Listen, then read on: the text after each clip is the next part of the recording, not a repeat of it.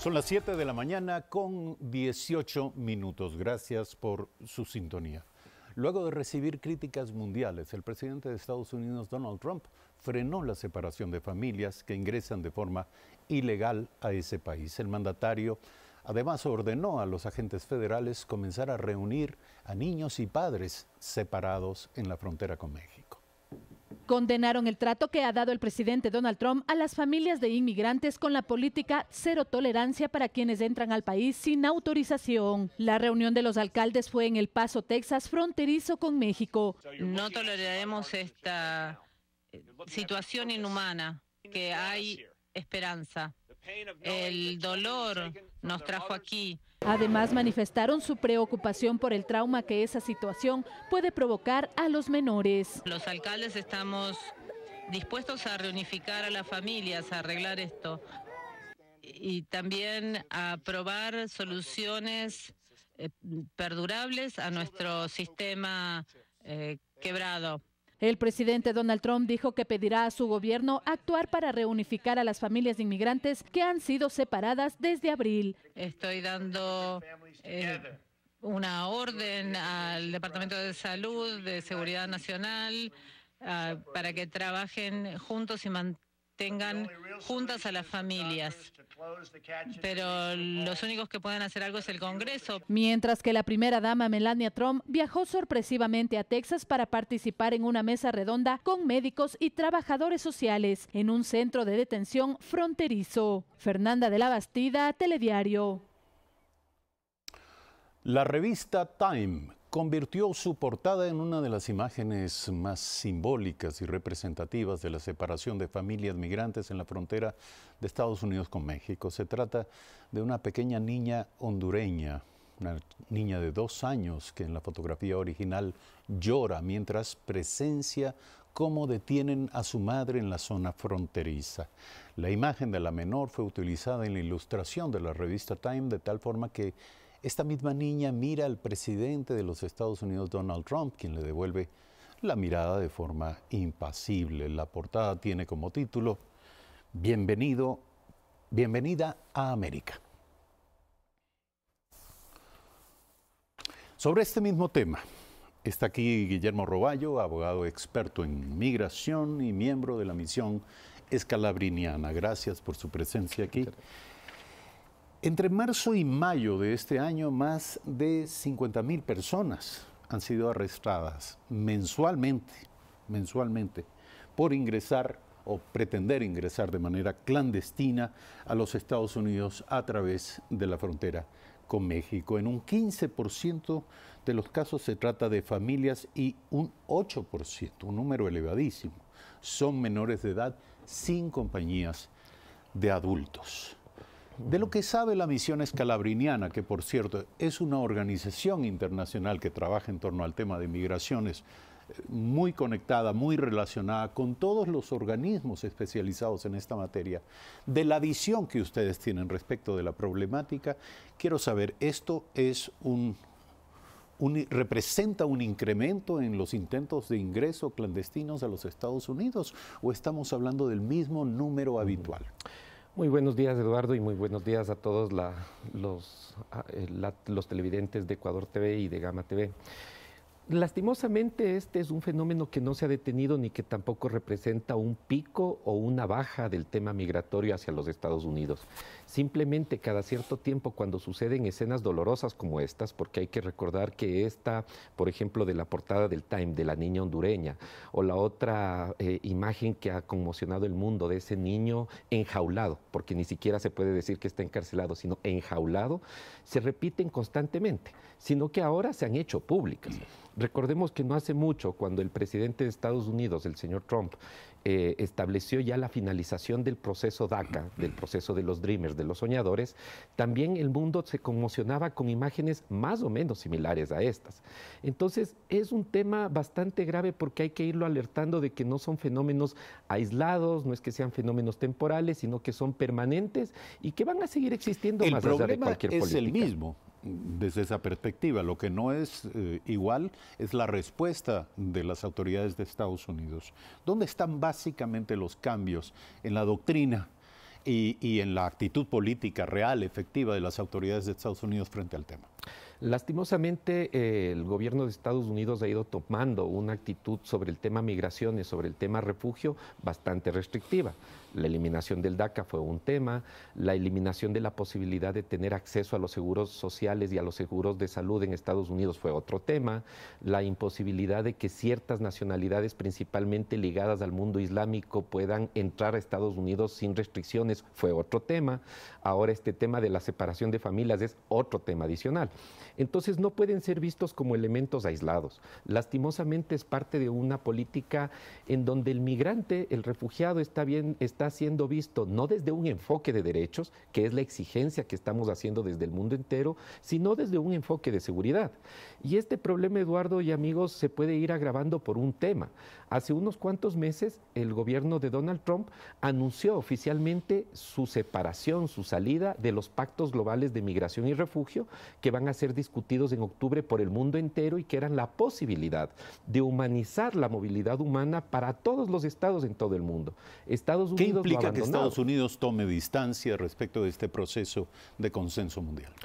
Por un lado va a significar que Estados Unidos no nos haga caso en el tema de movilidad humana, pero por otro lado va a significar la posibilidad de que Estados Unidos desconozca convenios, tratados a nivel mundial que sobre la materia de movilidad humana existe, sobre la materia de refugio existe. Hablamos desde la Convención del 51 en materia de refugiados, la Convención de Trabajadores Migratorios del año 90 en materia de migraciones. Es decir, ese desconocimiento puede ser muy peligroso porque puede ahondar en negativo las consecuencias sobre una migración insegura, una migración vista desde el punto de vista de la criminalización. Y adicionalmente teniendo en cuenta otro elemento, que para buena suerte, por llamarlo de alguna manera, se detuvo el proceso de separación de familias, no por la acción de otros estados, ni tampoco porque el gobierno de Estados Unidos quiera tener otro rumbo diferente. Fue por la presión mundial, fue por la presión de ciudadanos como tú, como yo, como los ecuatorianos, que reposteamos en redes sociales, que retuiteábamos en redes sociales, que inclusive la portada tú mismo que acabas de señalar en el Time es totalmente clara, en donde la ciudadanía se indignó por ver esa mirada de esa niña, ¿no es cierto?, frente a un presidente impávido. Se indignó al verle a un niño de qué nacionalidad sería, no tengo la menor idea, pero con esa cara de dolor. Y podría haber sido un niño ecuatoriano, boliviano, venezolano, mexicano, no tenemos la menor idea.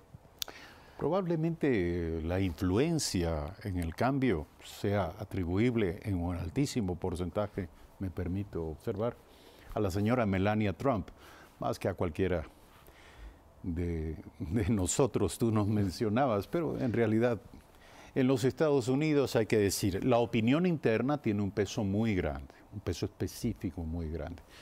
No se diga si esta opinión interna proviene de la propia casa del presidente de los Estados Unidos. Pero en efecto, esto ha comenzado a cambiar y existen protestas en los Estados Unidos. Se han producido manifestaciones en Texas y en México en contra de esta política de tolerancia cero aplicada por Washington. Esto pese a que el presidente Trump pidió que se frene la separación de familias que ingresan de forma ilegal a ese país y ordenó a las agencias federales comenzar a reunir a padres con hijos. Veamos. Unas 500 personas, entre las que había muchas familias con niños, protestaron ante la Embajada de Estados Unidos en la Ciudad de México por la política de separación de familias. Lo que están haciendo es secuestro y el secuestro se tiene que castigar. No puede ser que se castiguen a los que cruzan la frontera y no se castiguen a los que secuestran a los niños, que es mucho más grave. No, es una indignación sin precedentes, me parece. O sea, es una crisis humanitaria que debería tener a Estados Unidos en una crisis diplomática sin precedentes. Lo mismo hicieron cerca de 400 migrantes quienes se concentraron frente a la cárcel del fronterizo condado del Paso en Texas, donde muchos inmigrantes indocumentados han sido recluidos en las últimas semanas, separadas de sus hijos menores de edad. Esto mientras la Cámara de Representantes del Congreso estadounidense postergó para la próxima semana un voto crucial sobre la la reforma migratoria, en medio de presiones y acusaciones para dar una respuesta al escándalo por la separación de familias en la frontera. El proyecto contiene una agenda de deportación familiar, pavimenta el camino para una encarcelación a largo plazo.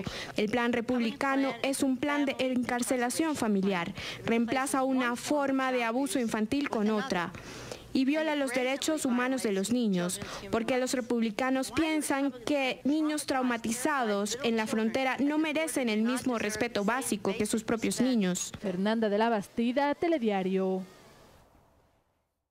Eso es lo que está ocurriendo en los Estados Unidos como reacción a esta política de tolerancia cero. Ahora, esto también está modificando, quizá no en términos todavía formales a nivel normativo, pero sí en términos de la actitud y el comportamiento de las autoridades, lo que ha venido siendo una práctica o un hábito más o menos permanente y probado. Y tiene que ver con que hasta ahora las personas que pretendían ingresar a los Estados Unidos y que eran capturadas por ello, declaraban su deseo de acogerse al asilo. Y muchos de ellos afirmaban que temían sufrir violencia en sus países. Ciertamente esto es una realidad incuestionable en Centroamérica y en los años anteriores, probablemente no tanto, o quizás hoy atribuible a fenómenos de violencia distintos a los de hace algunos años en Centroamérica, personas que vienen huyendo, por supuesto, de las mafias del narcotráfico o de la violencia en sus comunidades. Pero hasta ahora los asilados registraban sus casos, eran puestos en la libertad y luego se esperaba que comparezcan ante los jueces para explicar o justificar la razón de su pedido de asilo.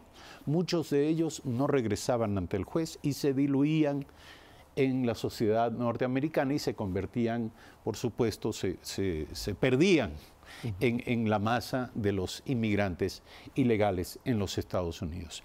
Esto parece el cambio sustancial en este momento, ¿no? El fiscal de los Estados Unidos dice tolerancia cero y a partir de ahora no se reconocerá la condición de asilados a estas personas. ¿Qué significa esto en términos del derecho internacional?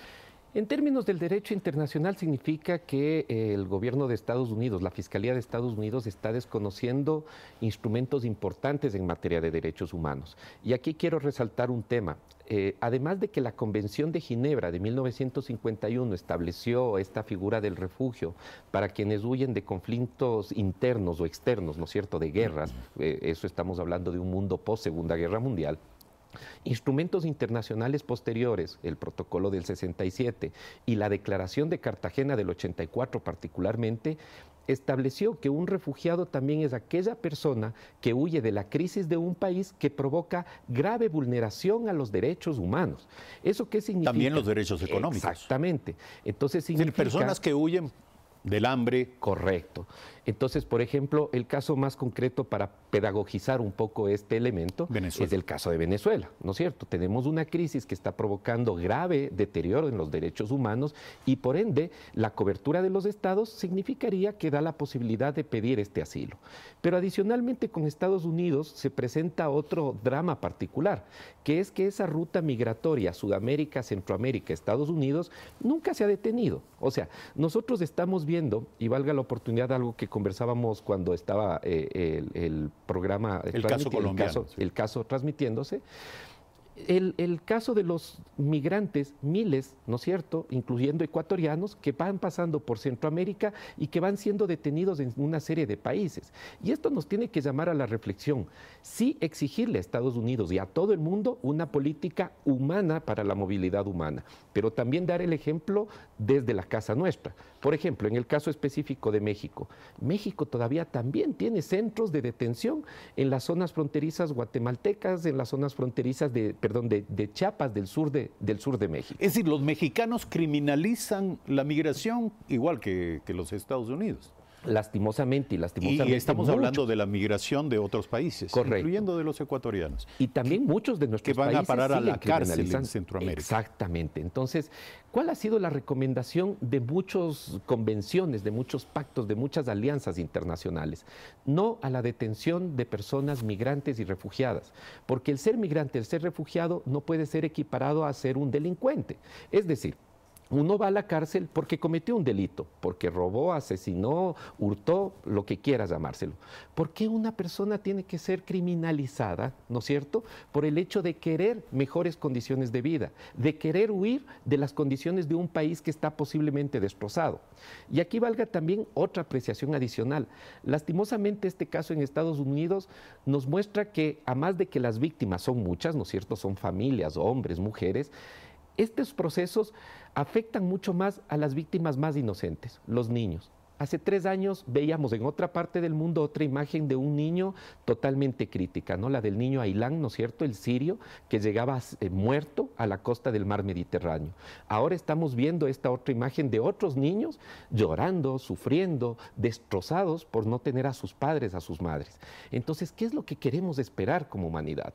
Creemos, y ese es el mensaje más importante de la movilidad humana, que es necesario humanizar las políticas de cada uno de los estados. Ojo, y estamos hablando de los estados, no solo de los Estados Unidos, de Ecuador, de México, de Venezuela, de Colombia, de todas las partes del mundo, porque el tema de las migraciones y el refugio, en los actuales momentos, según cifras oficiales, podría estar llegando a las 1.000 millones de personas en movilidad humana alrededor del mundo. Eso es más de una cuarta parte, casi una cuarta parte de la escala mundial. Cada 2 minutos se suma un ser humano a la corriente de la migración. Cada 2 minutos. Es decir, no sé cuánto ha tomado esta entrevista, pero cada Correcto. 2 minutos, calculemos, se suma una nueva persona a la corriente de la migración forzada. Atención, no estamos hablando del turismo, estamos hablando de la migración forzada. Guillermo Roballo, abogado experto en migración, yo quiero preguntarle, ¿y el Ecuador? ¿Y Ecuador qué? ¿Qué clase de país somos en este contexto? ¿Qué hemos venido haciendo? ¿Qué hacemos mal? ¿Qué deberíamos hacer que no hacemos? Lastimosamente, y nosotros lo hemos reiterado... Porque, perdón, somos un país, hay que decirlo, hace muy pocos días, pocas horas, se publicó nuevamente la noticia de que Ecuador es un receptor de migración, el líder en América Latina por el número de personas que buscan refugio o que buscan estadía en nuestro país, en estas condiciones. Sí, justamente tenemos nosotros algunas preocupaciones también casa adentro y aspiramos que esto también llegue a oídos, y estamos haciéndolo a oídos del gobierno, porque no podemos exigir hacia afuera algo que no estamos dando hacia adentro. Tenemos una política de movilidad humana, principalmente a partir de la Ley Orgánica de Movilidad Humana emitida en 2017, que está restringiendo derechos, que está obligando a la irregularidad a cientos de miles de personas, incluyendo familias con niños. ¿De qué forma? Yo mismo, por ejemplo, en calidad de abogado, el día de ayer nos devolvieron 2 casos, nos inadmitieron 2 casos de refugio aquí en la ciudad de Quito, y los 2 casos tenían una particularidad. Las 2 eran casos de mujeres con niños menores de edad. Entonces, posiblemente, gracias a Dios... ¿Por qué pedían refugio? Te voy a explicar. Posiblemente, gracias a Dios, no hemos llegado a enjaular esos niños, pero estamos poniendo otro tipo de jaulas normativas, jaulas simbólicas, jaulas políticas, jaulas de inhumanidad. ¿Por qué estábamos pidiendo asilo para estas personas, refugio, perdón, para estos 2 casos, al igual que otros cientos que tenemos ahorita en las oficinas?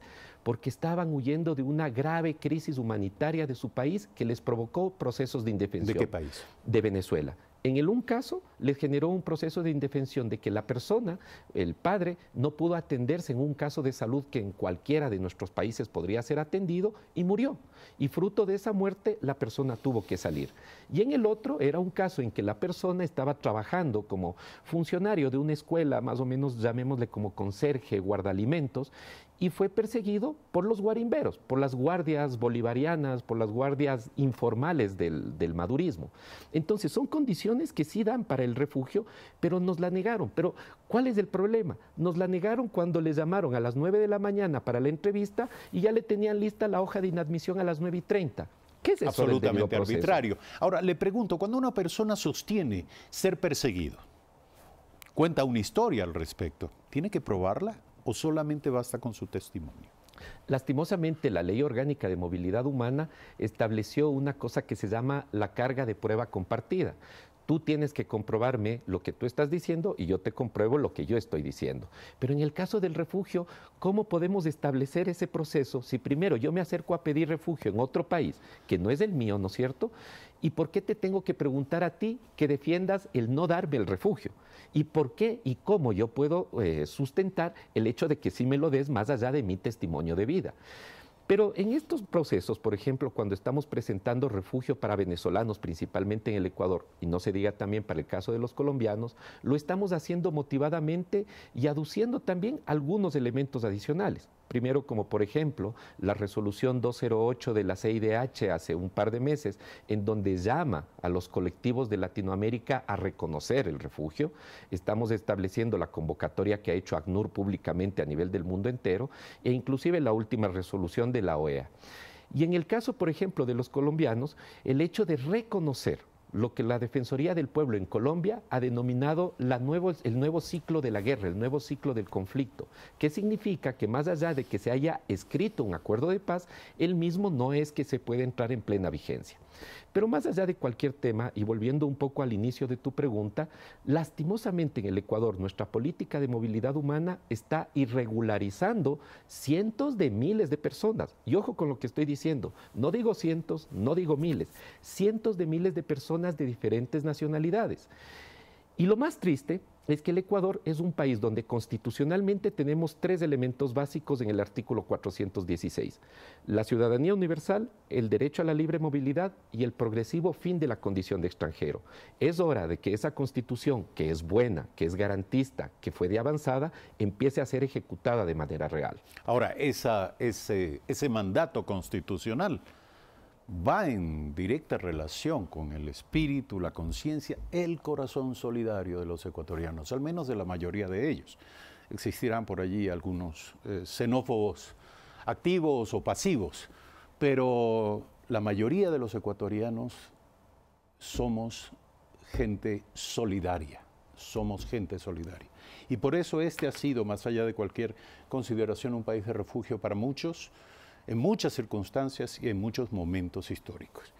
Gracias a Guillermo Roballo, abogado de migración y miembro de la misión escalabriniana. Este es un tema que no concluye aquí, evidentemente, y ojalá siga siendo amplia y públicamente discutida. Pero esperemos tener mejores noticias para el mundo entero, porque es impresionante, toda la política mundial se está criminalizando a los migrantes. Y solamente un mensaje final. Acordémonos a nuestros compatriotas ecuatorianas. Pero si somos un país productor de migrantes. Correcto. Por eso mismo, un último mensaje.